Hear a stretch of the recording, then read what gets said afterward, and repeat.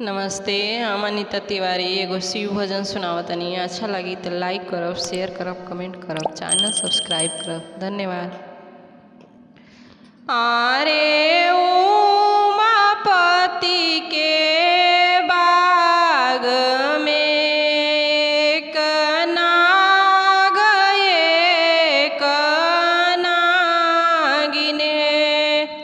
आरे उमापति के बाग में एक नाग एक नागिने।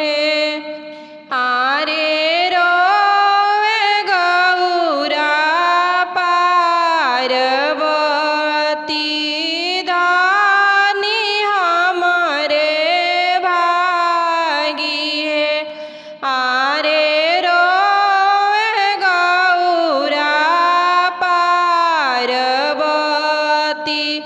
धानी हमरे भागी है। आरे उमापति के बाग में एक नाग एक नागिनी है।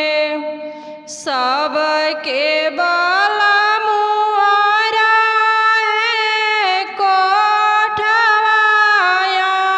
टारी है। आरे हमारे भोला दानी रही टूटही पालानी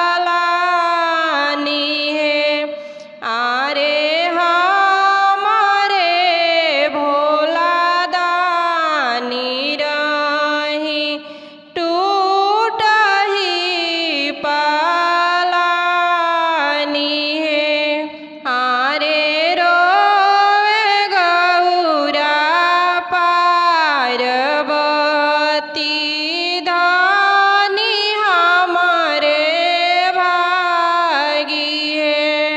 सबके बाला मुआ खाले पूड़िया मिठाई है। आरे हमारे भोला दानी खानी भांगिया धतूर है। आरे हमारे भोला दानी खानी भांगिया धतूर है। आरे रोवे गौरा पार्वती धानी हमरे भागी है। सबके बाला मुआ सोवे तो सकता किया है। आरे हमारे भोला दानी सोई मिरिगा के छाल है। आरे हमारे भोला दानी सोई मिरिगा के छाल है।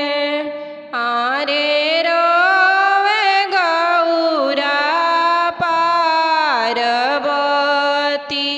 धानी हमरे भागी है। सबके बाला मुआ चढ़े हाथिया से घोड़ा है। आरे हमारे भोला दानी चढ़ी बासहा